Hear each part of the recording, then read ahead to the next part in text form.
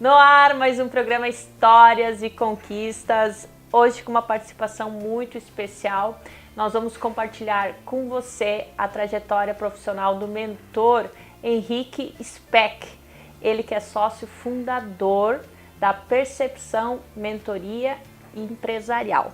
Não perca, nosso programa está começando. Henrique, seja muito bem-vindo ao nosso programa. Muito obrigada pela sua disponibilidade. Muito obrigado. Eu que agradeço poder estar aqui com você. Eu sei que você veio de Palhoça, é isso? Exatamente. Nossa, que honra!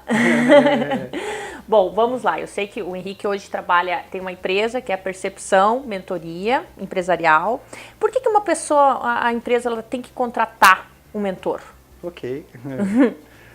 Eu costumo dizer que quando as pessoas estão tristes, elas procuram um psicólogo, procuram um analista, né? E dependendo da profundidade dessa tristeza, procuram um psiquiatra, né? E quando as empresas estão tristes, elas procuram quem? E quando que sabemos quando as empresas estão tristes? É que quando as pessoas estão em casa, estão felizes e têm que vir à empresa ou estão no ambiente de trabalho e se sentem desconfortáveis, se sentem tristes. Então, na realidade, aí entendemos que o problema não é da pessoa, e sim do ambiente de trabalho, do local, da forma com que está sendo gerida essa empresa, né? Então, eu digo que as pessoas necessitam contratar a percepção para tornar seus dias mais felizes, mais alegres. Eu sei que você atua nessa área de desenvolvimento humano, o Henrique faz um trabalho maravilhoso, me convenceu, assim, eu achei barato, fez diversas brincadeiras, dinâmicas comigo no sentido de você entender o quanto você age no automático. Perfeito. Mas você sempre teve esse desejo de trabalhar nessa área, ou como é que aconteceu como é que nasceu em você esse desejo de trabalhar com a transformação humana? Certo.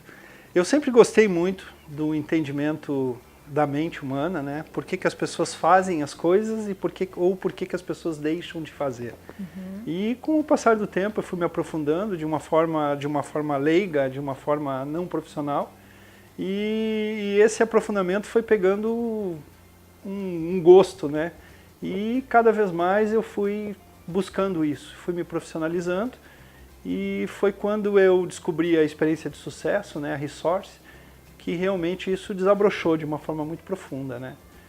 E eu digo que conhecer as pessoas é tudo de bom, né? Porque a gente, logicamente, que antes de conhecer as pessoas, a gente se conhece, né? Assim mesmo. E você teve antes, faz quanto tempo que você está nessa área, para o pessoal saber? Ok. Profissionalmente, eu estou nessa área há 12 meses, né? Mas eu posso dizer que a minha vida inteira eu tive interesse por esse assunto, estudei esse assunto de uma forma informal, né? Mas isso é algo que eu trago desde a minha infância, trago comigo, né? Já tem na alma. Tem na alma, exatamente. Teve algum momento de superação na sua vida? Sim, eu acho não, tenho certeza, né? Que todos os momentos são momentos de superação. No sentido da gente viver num mundo que está em constante transformação e a gente conseguir se manter motivado, feliz, alegre, atualizado, né? Isso necessita superação. Então, quando a gente fala em superação, a gente imagina uma tragédia, imagina algo forte, marcante.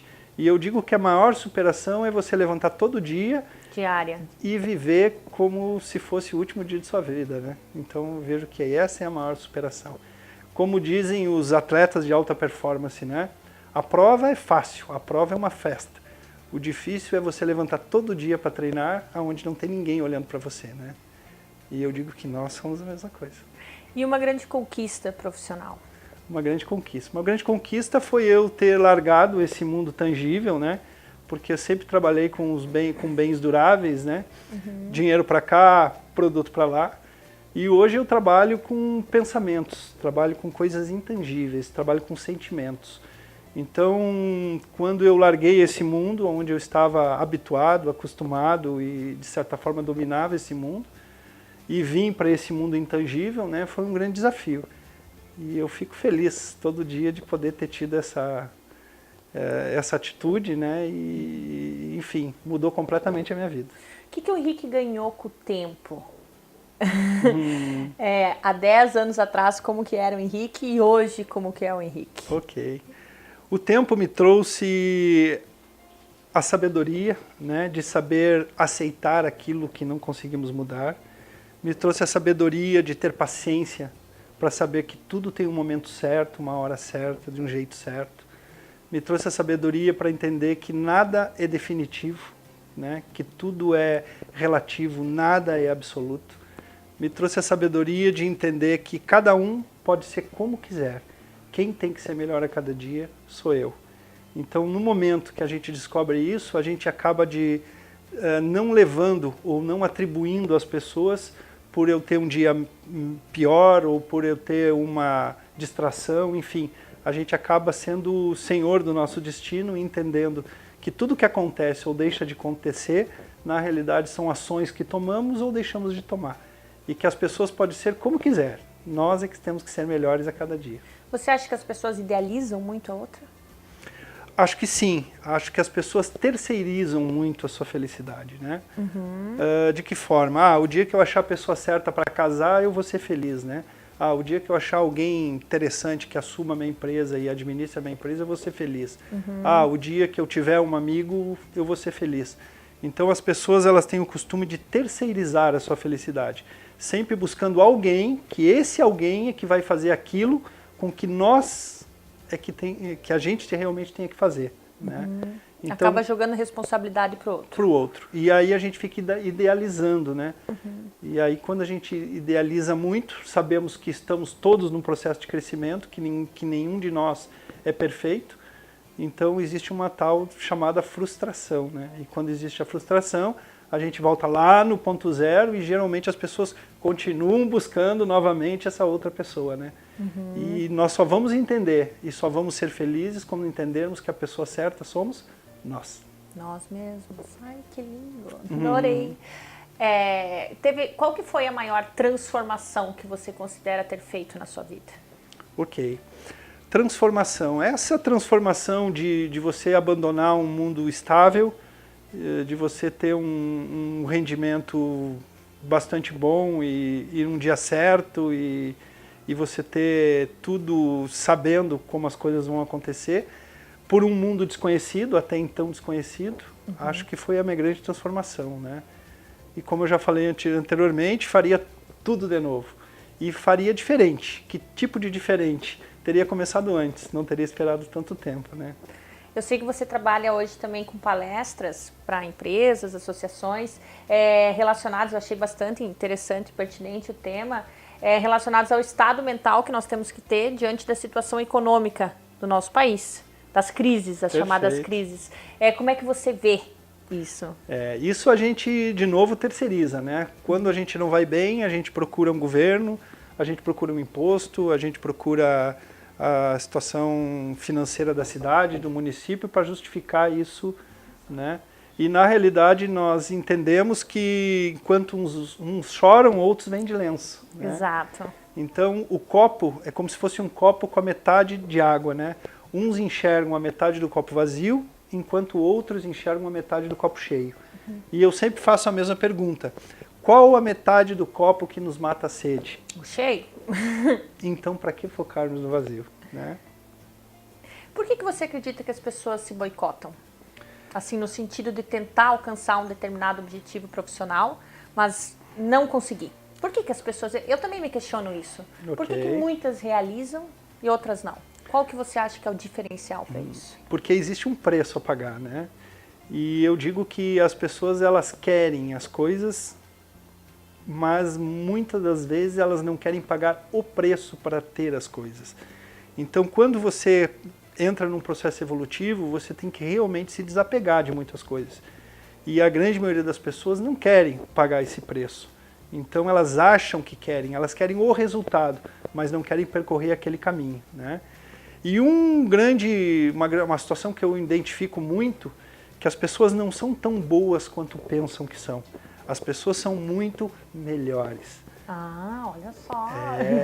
Eu pensei que você ia falar que elas não são tão boas. Elas são muito melhores. Só que elas não enxergam isso ou não querem enxergar isso. Então acabam fazendo muito menos do que poderiam ou que deveriam. porque na realidade as pessoas, eu costumo dizer que o macaco que mora na árvore não conhece a árvore, né? O macaco está lá no meio dos galhos da árvore, olha para cima, olha para baixo, mas nunca viu essa árvore de fora, né? O homem que mora na ilha nunca viu a ilha, possivelmente, porque ele nunca viu a ilha de fora, ele viu a ilha de dentro. Para a gente ler o rótulo da garrafa, a gente tem que sair de dentro da garrafa. Então, o que eu digo é que fica muito mais fácil olhar para você e ver suas qualidades ou suas limitações do que eu enxergar essas qualidades e essas limitações em mim.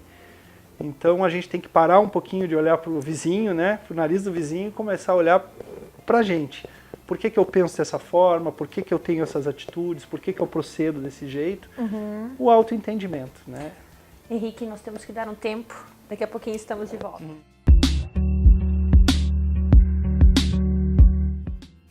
Estamos de volta hoje conversando com o mentor empresarial Henrique Speck, alemão. Henrique, pelo que você está me colocando, o autoconhecimento ele é fundamental, então, para que as pessoas possam alcançar os seus objetivos. É isso? É isso. O autoconhecimento nos traz uma liberdade da gente entender quem somos, né, o porquê viemos para esse planeta, qual é a nossa função aqui. Porque, na realidade, tudo está em tudo, tudo está interligado. E quando nós vivemos soltos e não entendemos essa ligação, existe um vazio, né, dentro de nós, que geralmente é sentido nessa região do peito, né? E quando a gente se descobre, sabe quem somos, o porquê que estamos aqui e começamos a trilhar esse caminho, tudo começa a fazer sentido. E os dias são mais alegres, o sol é mais brilhante, né? As pessoas são mais coloridas e tudo acontece de uma forma mais harmônica. Né? Eu achei muito interessante a tua colocação nos bastidores, até eu quero compartilhar com o pessoal de casa, com relação ao trabalho. Nós estávamos falando da questão do sofrimento, muitas vezes que as pessoas veem o trabalho que ele tem que ser algo sofrido. E aí você me colocou, Larissa, mas por quê? De onde é que vem isso? E eu fiquei pensando, por quê? Você falou do trabalho escravo, e realmente é verdade. Então eu acho que o ser humano muitas vezes tem crenças limitantes, né? Seja vem dos pais ou vem de outras gerações, enfim. As crenças, o que são as crenças? Eu gostaria que você compartilhasse um pouco com o pessoal de casa e como é que você faz para ressignificar elas. Ok, perfeito. Essa pergunta é muito interessante e como você disse, né? A gente geralmente encara o trabalho, ou as pessoas encaram o trabalho como algo sofrido, duro e penoso, porque antes quem trabalhava no nosso Brasil eram os escravos, né? As pessoas que não tinham liberdade, as pessoas que eram, de certa forma, tolhidas, né? Então a gente traz isso inconscientemente. Então quando a gente descobre que o trabalho tem que ser prazeroso, ele não pode ser prazeroso, ele tem que ser prazeroso, a gente muda completamente o contexto de trabalho. A ponto de a gente não saber, né, se hoje é segunda, se hoje é terça, se hoje é quarta, se hoje é quinta. E você que está em casa, que sexta-feira você julga ser o seu melhor dia, com certeza é um sinal de que você não está fazendo aquilo que realmente você deveria estar fazendo, né? Porque o nosso corpo, ele conversa conosco. Assim como nós temos febre, o que o nosso corpo está dizendo para nós? Que tem algo errado, né? Quando nós temos uma dor no joelho ou na perna, o que essa dor está nos dizendo? Que tem algo errado. Se não sentíssemos essa dor, só saberíamos que temos um problema no joelho na hora que o nosso joelho não andasse mais, não funcionasse mais. E o nosso, digamos, nosso corpo espiritual, o que nós viemos fazer aqui é a mesma coisa. Então, quando nós temos angústias, temos frustrações e temos sentimentos que não são legais, é forma que o nosso espírito, né, tem como se manifestar e dizer, ó, esse não é o caminho, isso não é o que você veio fazer, isso não lhe satisfaz. Só que muitas das vezes a gente está muito ocupado, né, com outras coisas e não se dá conta disso, né? E entende isso de uma forma errônea, né? E então qual que é o perfeito entendimento? O perfeito entendimento é nós sabermos o porquê que estamos fazendo as coisas, né? E aquilo tem que fazer sentido para nós. Eu vou contar agora uma breve historinha, né, da abelha, né, que a maior função da abelha na natureza é fazer a polinização cruzada. Então a abelha acha que quando pousa numa flor, ela pousa nessa flor para se alimentar. Na realidade não é isso, ela faz muito mais do que isso. Quando ela pousa numa flor para se alimentar, ela encosta as asas na flor e quando ela voa para uma outra flor, ela leva pólens daquela flor para outra. e faz o cruzamento, a polinização cruzada. Então, se não tivéssemos abelha no nosso planeta, nós não teríamos a diversidade de plantas e flores que temos. Agora eu pergunto, né, para você, você acha que a abelha sabe qual é o verdadeiro propósito dela na vida? Não, na realidade ela vai de flor em flor para se alimentar, né? E eu digo que o ser humano é a mesma coisa. Quando não sabemos o nosso propósito, por que estamos aqui, nós não conseguimos fazer isso de uma forma mais profunda, mais forte. Porque se a abelha soubesse dessa sua função, com certeza ela teria como melhorar essa função, ampliar essa função. Mas como ela não sabe, ela segue se alimentando e mais ok, fazendo a sua função. E nós a mesma coisa. Só que como nós somos seres pensantes, que conseguimos raciocinar, tentar entender os porquês, nós podemos sim saber o porquê que estamos aqui, o que gostamos de fazer, o que nós realmente fizemos diferença nesse planeta, na vida das outras pessoas, né? E dessa forma que a gente encontra a tal da felicidade. Tem algum trabalho especial que você fez com alguma empresa ou com alguma pessoa que te mexeu? Tem. Um assunto que me modificou completamente quando eu descobri que todos nós temos a Little Voice. A tradução de Little Voice é uma pequena voz que conversa conosco, né? E geralmente essa voz ela vem nos desestimular. Não adianta você falar com fulano não vai aceitar, e nem adianta fazer essa proposta para o Beltrano, porque o Beltrano não vai querer. Não levanta hoje, fica na cama mais um pouco, ninguém está trabalhando hoje, o dia está chovendo, né? E quando a gente descobre que tem essa Little Voice, e que essa Little Voice faz parte de nós, mas ela não é nós conseguimos ter de forma mais consistente o rumo, a direção da nossa vida. Eu costumo dizer que um artesão pega uma madeira e faz uma escultura porque ele treinou as suas mãos. Eu costumo dizer que um jogador de futebol pega uma bola e faz embaixadinhas com a bola de uma forma diferente porque ele treinou as suas pernas. E nós temos que treinar a nossa mente, a forma com que nós entendemos as coisas, a forma com que nós vimos as coisas. E se nós tivermos tempo, eu queria dizer que para mim hoje a pessoa que mais representa o domínio dessa Little Voice é o presidente americano atual, né? Donald Trump. Por quê? Porque ele foi concorrer num pleito eleitoral com Hillary Clinton, esposa do ex-presidente americano, uma pessoa idealizada como a mulher ideal nos Estados Unidos. Ela estava de braços dados com Obama, né? E, na realidade, o Donald Trump foi lá, possivelmente qualquer outra pessoa que fosse lá diria, não adianta eu concorrer, essas eleições estão perdidas, essas eleições estão ganhas. E ele em nenhum momento escutou essa Little Voice dele e ele seguiu à frente, né? E hoje ele está sentado na cadeira presidencial. Mas você não acha que isso pode ser algo positivo, às vezes, escutar ela? No sentido de ter mais cautela? Sim. Na realidade, ela não é nós. Assim como nossas mãos não somos nós, assim como os nossos pés não somos nós, nós não somos a nossa Little Voice. Ela pertence a nós, ela está conosco, mas nós não somos ela. O que nós temos que entender é assim, ó, nós temos que escutar ela e ela foi feita para isso, porque ela nos alerta, né, nos protege. Mas, na grande maioria das vezes, ela protege demais e ela faz com que a gente trave e que a gente não tenha as ações que deveriam ter. Então, nós temos que entender que se nós botarmos a mão no fogo, nós vamos queimar a mão. E se nós botarmos a mão no gelo, nós vamos queimar a mão da mesma forma. Então, os opostos são a mesma coisa. Então, quando deixamos a Little Voice nos dominar completamente, ficamos à mercê dela. E quando nós dominamos a Little Voice completamente, também abrimos mão de uma outra experiência. Então, o grande segredo é nós trilharmos o caminho do meio, né? Saber até que ponto nós escutamos e até que ponto nós dizemos para elas assim, para ela o seguinte, obrigado por compartilhar. E aí a gente faz as duas perguntas para racionalizar o processo. A primeira é, isso é um fato ou isso é uma opinião? Né? Vou dar um exemplo. Fui numa festa, era para ter voltado 2 horas da manhã e voltei meia-noite. Quando eu cheguei meia-noite, a pessoa me perguntou, mas você já está em casa? Você não ia voltar às 2 horas? E aí eu disse, não, eu até ia voltar às 2 horas, a festa até estava boa, tinha 1000 pessoas na festa. Mas como ninguém gostou da festa, assim como eu não gostei, eu vim embora antes. Isso é um fato ou uma opinião? Isso é uma opinião, porque só vai ser um fato na hora que eu conversar com as 1000 pessoas na festa, né? E nós, seres humanos, temos a mania de pegar opiniões e transformar opiniões em fatos. Então nós temos que racionalizar o processo. Isso é o que eu acho que é ou isso é o que realmente é? Por isso que eu sempre digo que nós não podemos decidir pelos outros. Vou perguntar algo para você e ao mesmo tempo a Little Voice diz, não pergunta porque ela não vai querer. Isso é um fato ou uma opinião? Isso é uma opinião. Então eu vou transformar essa opinião em fato e vou perguntar para você. Se você não quiser, você vai dizer que não quer. Mas eu não tenho o direito de responder por você e decidir por você.